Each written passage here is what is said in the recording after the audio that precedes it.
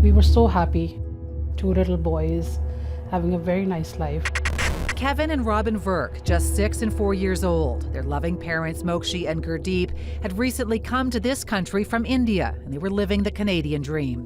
Though we were struggling, but it was so nice to have a family together. The Verks decide to pay it forward, and when their in-laws back in India asked them to help another recent immigrant get settled in Canada, they opened their doors to him. We thought that for sure we can help him. So my husband agreed and he says, no problem.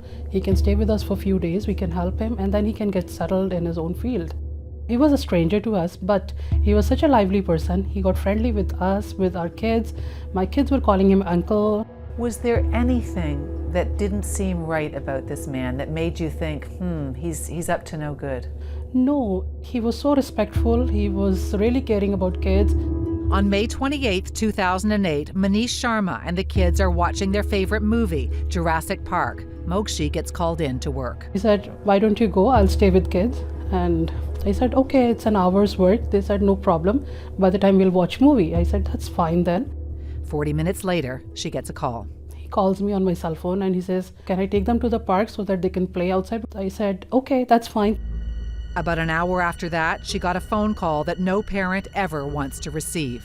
He said, I'm a police officer calling you regarding your children. The police officer tells her that her 2 sons were found in a motel in Georgetown and that she needs to bring their identification to a McDonald's parking lot nearby.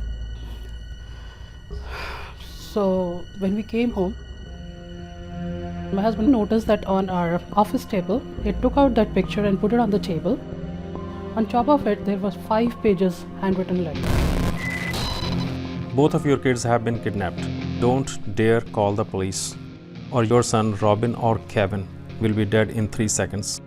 They are very fond of ice cream.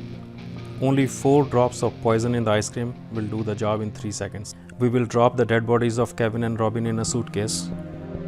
And on that final page of the horrifying ransom note, one son's handprint made in blood. I almost exploded. I could hardly control myself. And now the Verks wonder whether that call really was from a police officer. I mean, anybody who's writing a ransom note can be the person who's calling me. Not knowing what they would find, the Verks rushed to the McDonald's parking lot. Once I saw the police car, we were like, thank God, at least the police is at the scene. And then the 2 terrified parents lay their eyes on a sight they feared they would never see again, their sons. The kids were so relieved to see us. My little one was literally on my legs, and I'm like, he was screaming, Mom, Mom, what's going on? Manish was arrested and the puzzle pieces start to come together. Police say they were called by a suspicious clerk at the motel. She gives him a room, but then she calls the police. And that was the life-saving moment.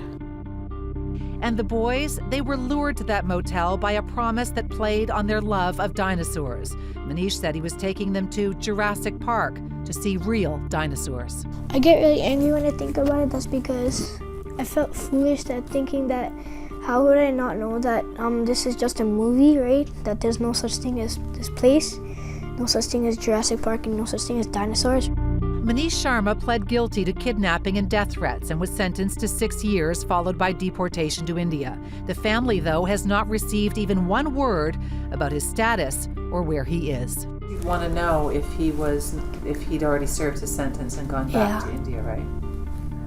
I really need to know that. Why? That's because at least then I know that I'm safe. We contacted Victim Services, the Parole Board, Corrections Canada. No one could tell us anything about just where Manish Sharma is until this morning. We found out late this morning that Manish Sharma at 11:40 p.m. on October 31st in 2010 was deported back to India. Ooh. In 2010? Why? This is like a news to me that, I mean, he's already gone. That's really surprising. We were still thinking that he's here. We were not even aware that it's already over. And my kids are still under that impression that he can come back. I mean, he can come back, kill them. Kevin, how do you feel now? Much better, and I know that he's gone, so I'm safe.